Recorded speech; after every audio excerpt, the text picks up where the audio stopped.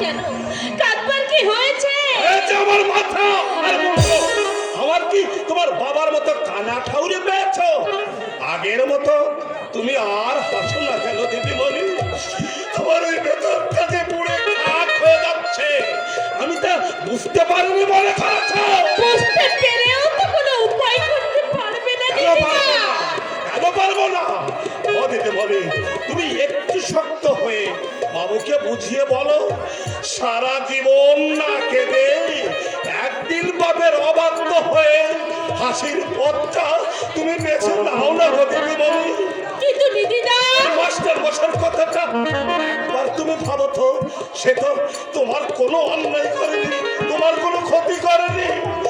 এত বড় দুঃখটা তুমি দেখি আর দিও না দিদিমণি। তাকে আমি কোনোদিন দুঃখ দেব এ কথা আমি ভাবতেও পারিনি দিদিদা।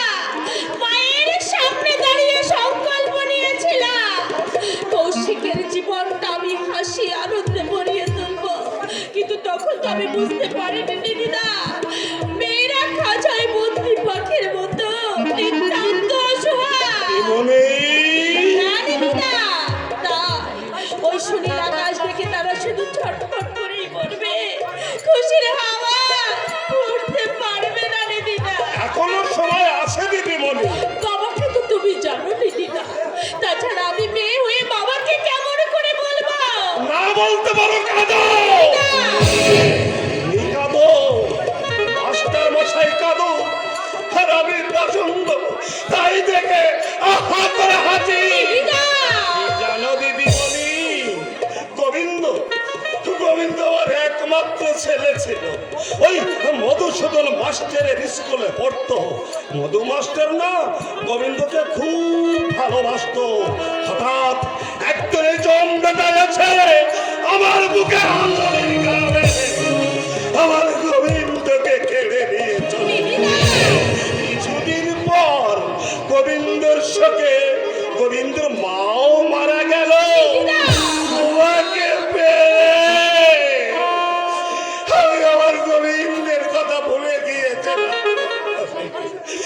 তোমার এই কান্না আমি সহ্য করতে পারছি না দেবী। তা আমি জানি দিদিদা, কিন্তু আমি কি করবো বলো? বাড়ি থেকে চলে যাও দিদিদা, সোনার চাঁদ ছেলে, তোমাকে না পেলে সে যে পথে পথে কেঁদে বেড়াবে। দিদিদা, আমাকে আমার একটু উপকার করবে? নিশ্চয় করবো, বলো কি করতে হবে আমায়? এটা এটা তোমার মাস্টার মশাইকে পৌঁছে দিতে হবে। এই কথা আমি এক্ষুনি যাচ্ছি, তুমি কিচ্ছু ভেবো না।